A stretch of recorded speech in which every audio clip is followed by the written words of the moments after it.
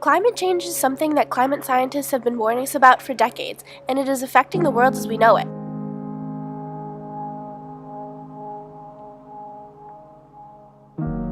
We've seen the hottest year on record for 2015, 2016, and 2017 was the third hottest year on record.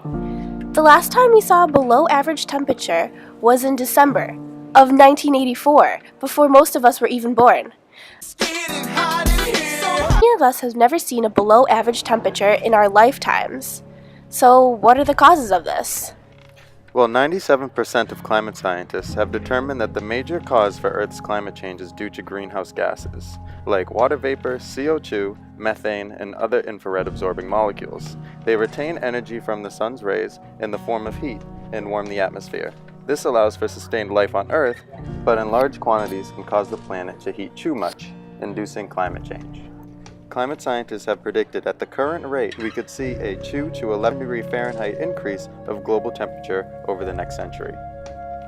But it's only 2 to 11 degrees. We can handle that, right? But the best way to think about it is if your body was to increase in temperature by 2 to 11 degrees Fahrenheit, and to think about the implications that it would have for your overall health. We have to get to the cause of this increase in greenhouse gases. This increase in carbon emissions is due to the needs of a growing population and the use of fossil fuels. Burning fossil fuels releases CO2 into the atmosphere. Combined with the deforestation due to urbanization and large-scale farming, there is less carbon sequestration, increasing the atmospheric CO2 levels even more. The effects of increase in greenhouse gases due to anthropogenic causes can have devastating effects. It is expected to see an increase in ocean levels, increased veracities of storms and droughts, increased weather unpredictability, and this has great economic and ecological impact. Animals can go extinct due to an inability to adapt fast enough to a changing climate, and we can find species range shifts and changing migratory patterns. Nature is already responding to this changing world. Yes, there's been hotter times in geological history, but it's the rate at which climate is changing that is so striking. It's important to remember that we're seeing these effects now, not just for future generations, and nothing is done, it could be potentially disastrous. So what can we do?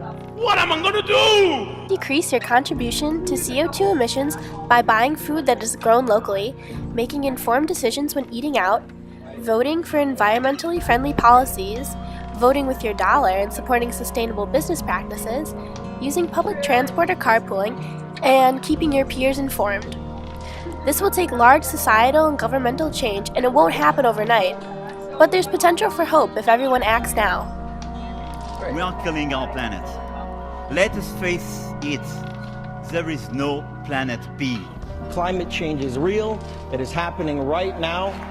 We are the first generation to feel the impact of climate change and the last generation that can do something about it.